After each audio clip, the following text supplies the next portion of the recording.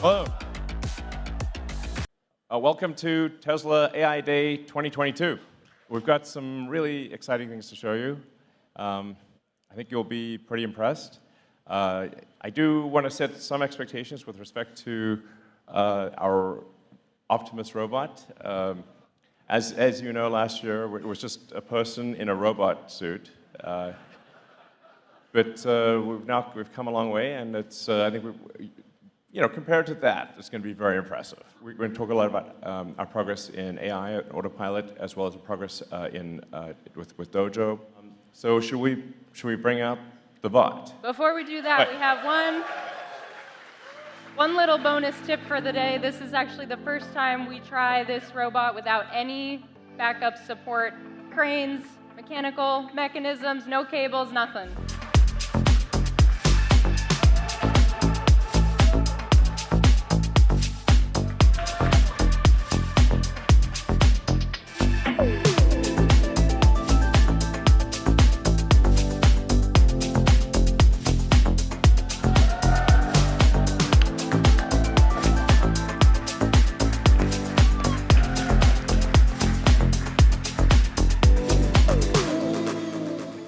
We'll show you some videos now of the robot doing a bunch of other things. Yeah, we wanted to show a little bit more what we've done over the past few months with the bot, and just walking around and dancing on stage. Just humble beginnings, but you can see the Autopilot neural networks running as is, just retrained for the bot directly on that new platform. That's my watering can. Yeah, when you see a rendered view, that's the robot. That's the world the robot sees. So it's very clearly identifying objects. Like, this is the object it should pick up. We use the same process as we did for Autopilot to collect data and train neural networks that we then deploy on the robot. That's an example that illustrates the upper body a little bit more. Something that we'll try to nail down in a few months, over the next few months, I would say, to perfection. And that's not the only thing we have to show today, right? Yeah, absolutely. So. What you saw was what we call Bumble C. That's our sort of rough development robot using semi-off-the-shelf actuators. But we actually have gone a step further than that already. The team's done an incredible job. And we actually have an Optimus bot with fully Tesla-designed and built actuators, battery pack, control system, everything. It wasn't quite ready to walk. But I think it will walk in a few weeks. But we wanted to show you the robot, something that's actually fairly close to what will go into production, and show you all the things it can do. So let's bring it out. So here you're seeing Optimus with with the degrees of freedom that we expect to have in Optimus Production Unit 1, which is the ability to move all the fingers independently, to have the thumb have 2 degrees of freedom, so it has opposable thumbs, and both left and right hand, so it's able to operate tools and do useful things. Our goal is to make a useful humanoid robot as quickly as possible, and we've also designed it using the same discipline that we use in designing the car, which is to design it for manufacturing such that it's possible to make the robot in high volume at low cost with high reliability. Optimus is designed to be an extremely capable robot, but made in very high volume, probably ultimately millions of units, and it is expected to cost much less than a car. I'll just bring it directly to the right here. I would say probably less than $20,000 would be my guess. And the potential, like I said, is really boggles the mind, because you have to say, like, what is an economy? An economy is sort of productive entities times their productivity, capita times output, productivity per capita. At the point at which there is not a limitation on capita, it's not clear what an economy even means at that point. An economy becomes quasi-infinite. This means a future of abundance, a future where there is no poverty, where you can have whatever you want in terms of products and services. It really is a fundamental transformation of civilization as we know it. it's very important that the corporate entity that makes this happen is something that the public can properly influence. So I think the Tesla structure is ideal for that. All right, so you've seen a couple robots today. Let's do a quick timeline recap. So that robot that came out and did the little routine for you guys, we had that within 6 months. Built, working on software integration, hardware upgrades over the months since then. But in parallel, we've also been designing the next generation, this one over here. So this guy is rooted in the foundation of sort of the vehicle design process. We're leveraging all of those learnings that we already have. Again, we're using that vehicle design foundation, so we're taking it from concept through design and analysis, and then build and validation. Along the way, we're going to optimize for things like cost and efficiency, because those are critical metrics to take this product to scale eventually. So in the middle of our torso, actually it is the torso, we have our battery pack. This is sized at 2.3 kilowatt hours, which is perfect for about a full day's worth of work. So going on to sort of our brain, it's not in the head, but it's pretty close. Also in our torso, we have our central computer. So as you know, Tesla already ships full self-driving computers in every vehicle we produce. We want to leverage both the Autopilot hardware and the software for the humanoid platform, but because it's different in requirements and in form factor, we're going to change a few things first. So we still are it's going to do everything that a human brain does. Processing vision data, making split-second decisions based on multiple sensory inputs, and also communications. So to support communications, it's equipped with wireless connectivity as well as audio support. And then it also has hardware-level security features, which are important to protect both the robot and the people around the robot.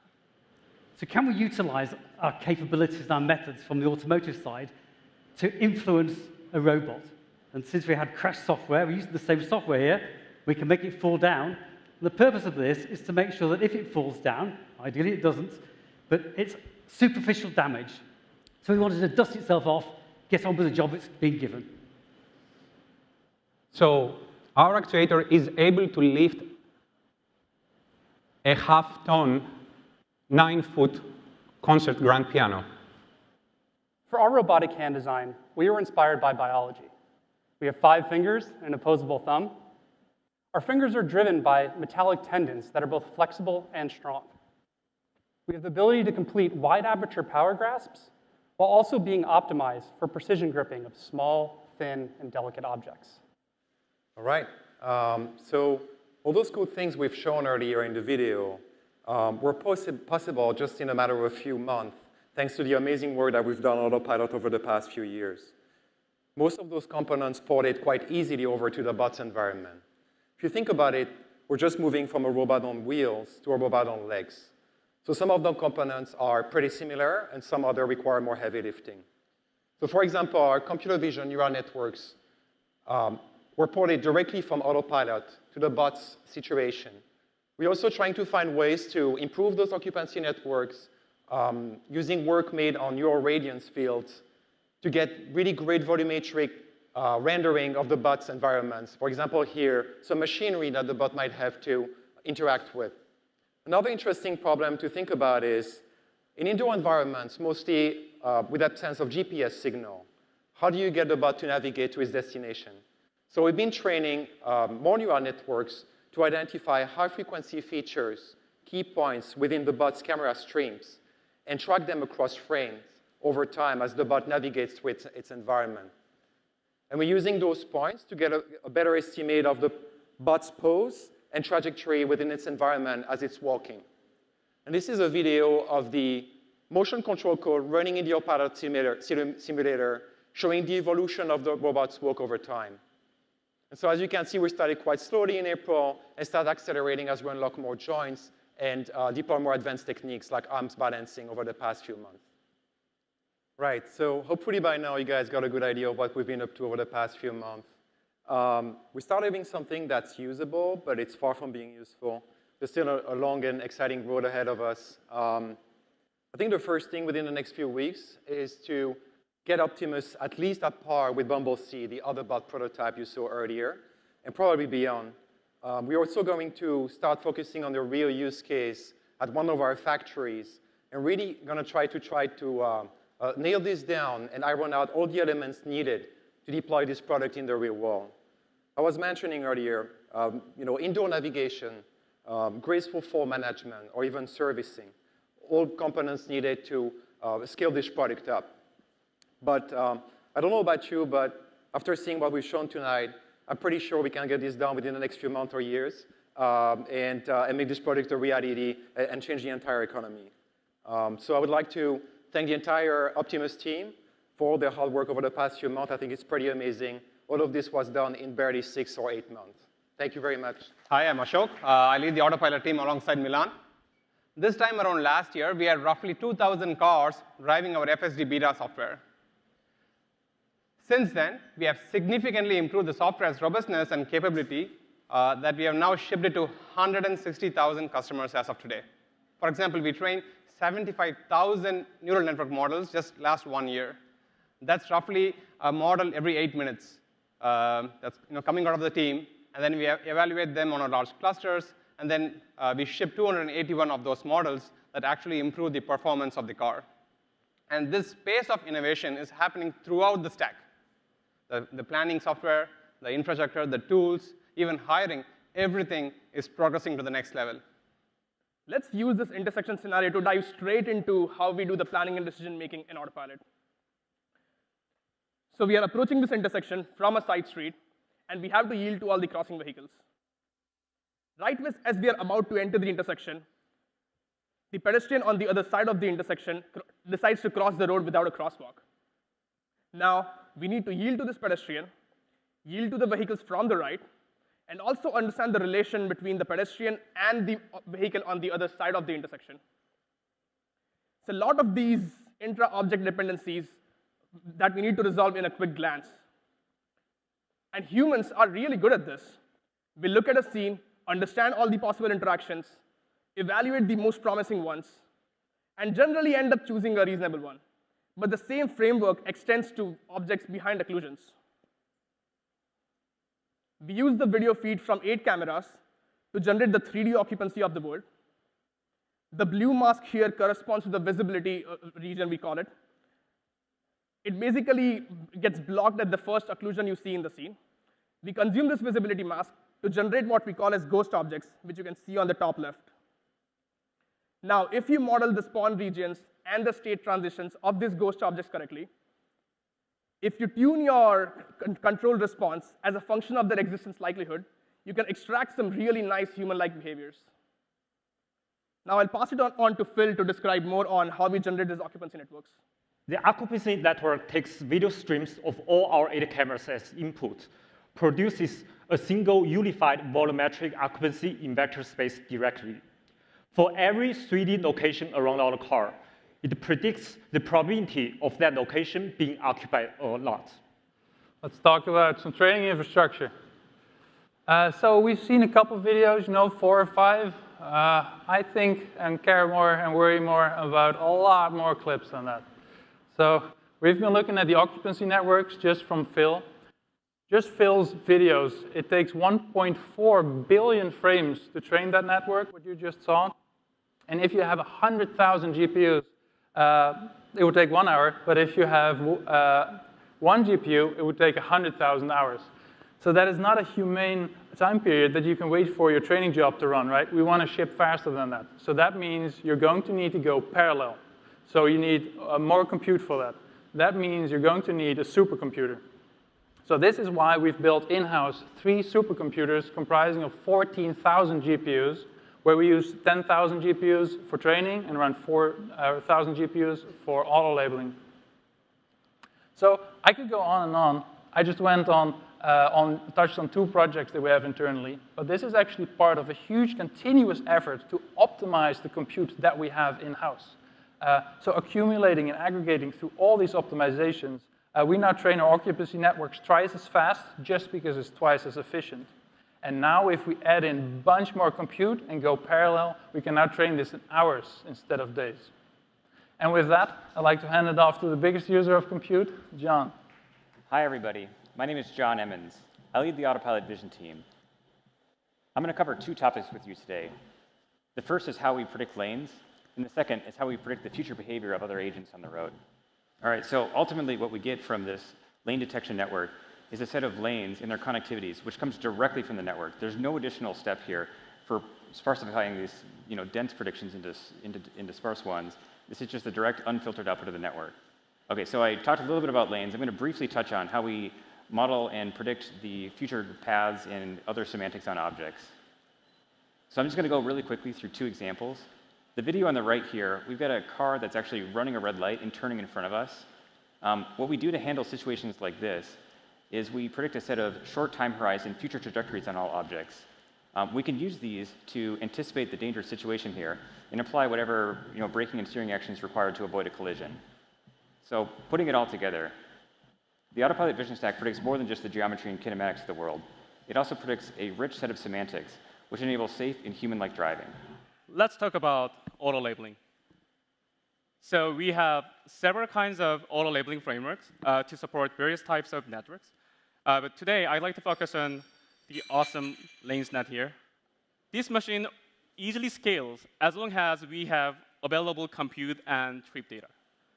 So about 50 trips were newly auto-labeled from this scene, and some of them are shown here. So 50 trips from different vehicles. So this is how we capture and transform the space-time slices of the world into the network supervision. Take, for example, the simulated scene playing behind me. A complex intersection from Market Street in San Francisco. It would take 2 weeks for artists to complete. And for us, that is painfully slow. However, I'm going to talk about using Yagen's automated ground truth labels along with some brand new tooling that allows us to procedurally generate this scene and many like it in just 5 minutes. That's an amazing 1,000 times faster than before. And this really sets us up for size and scale. And as you can see on the map behind us, we can easily generate most of San Francisco city streets. And this didn't take years or even months of work, but rather 2 weeks by one person. And now, to come full circle, because we generated all these tile sets from ground truth data that contain all the weird intricacies from the real world, and we can combine that with the procedural, visual, and traffic variety to create limitless, targeted data for the network to learn from. And that concludes the sim section. I'll pass it to Kate to talk about how we can use all this data to improve autopilot. Thank you. This data engine framework applies to all our signals, whether they're 3D, multicam video, whether the data is human-labeled, auto-labeled, or simulated, whether it's an offline model or an online model.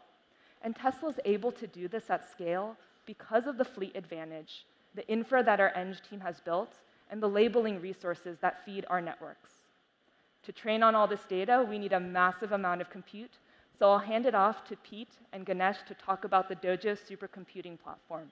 I'm frequently asked, why is a car company building a supercomputer for training? And this question fundamentally misunderstands the nature of Tesla. At its heart, Tesla is a hardcore technology company. Tonight, we're going to talk a little bit about Dojo and give you an update on what we've been able to do over the last year. Now, last year, we showcased our first functional training tile. And at that time, we already had workloads running on it. And since then, the team here has been working hard and diligently to deploy this at scale. Now, we've made amazing progress and had a lot of milestones along the way. And of course, we've had a lot of unexpected challenges. But this is where our fail fast philosophy has allowed us to push our boundaries. Now, by focusing on density at every level, we can realize the vision of a single accelerator. Now, starting with the uniform nodes on our custom D1 die, we can connect them together in our fully integrated training tile, and then finally, seamlessly connecting them across cabinet boundaries to form our Dojo accelerator. And altogether, we can house 2 full accelerators in our exapod for a combined 1 exaflop of ML compute. Now, altogether, this amount of technology and integration has only ever been done a couple of times in the history of compute. Next, we'll see how software can leverage this to accelerate their performance. Die local reduction followed by global reduction towards the middle of the tie, then the reduced value broadcast radiating from the middle, accelerated by the hardware's broadcast facility.